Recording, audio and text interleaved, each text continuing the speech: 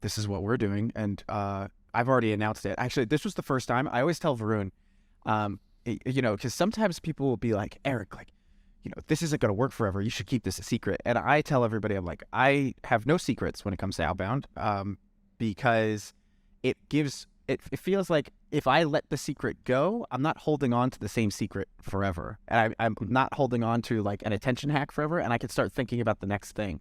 But this was the first one that I was like, Varun, I don't think I want to tell anybody this. And so it's predictable revenue exclusive. Yeah. So what I discovered that you could do is I could give an input to ChatGPT of what a company does, and then with a lot of massaging and a lot of prompting, which is in the document that's going to be linked on this show, I was able to write creative, specific, and relevant outbound campaign ideas to prospects at scale without reviewing the text. I mean, I've reviewed like 50 of them just to make sure, but I didn't review the text. Every idea was awesome.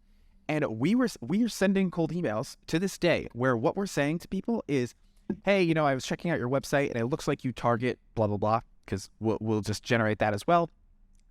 I'd imagine you're either running these outbound campaign ideas or maybe some of these are new to you.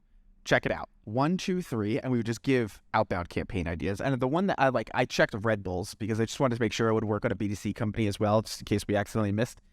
And on Red Bull, it said like target corporate executives to bring Red Bull on their corporate retreats to like get everybody energized for the event. And then it said the second idea was like target nightclub owners and teach them the interesting drinks that you can make with Red Bull. And then the third one was connect with sports organizations to make sure that Red Bull was at every sporting event. And I was like, awesome. So then we would send that email. It's just 1, 2, 3.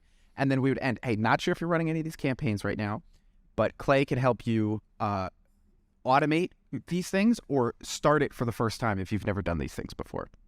And that was probably the most high intent outbound campaign, like outbound meetings that I've ever taken of people who were like, yes, show me that. Like, I just want to see that.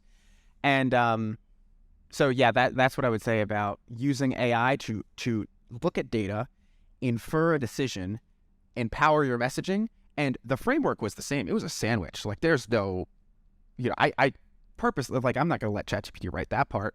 But in between that sandwich is that awesomeness of like, wow, they really looked at my website. And I would talk to them. I'm like, did you know I did that with AI? And they're like, no. I'm like, all right, I'll show you how I did it. And so, yeah. And so when it comes to generating inferences based on data, I would say that's probably the highest leverage thing. I at this point, and 6 months from now, I'll probably come up with something else. But at this point, I can't think of anything more high leverage than being able to speak to your prospect and say, hey, here would be the benefits personalized to you about using our product or service.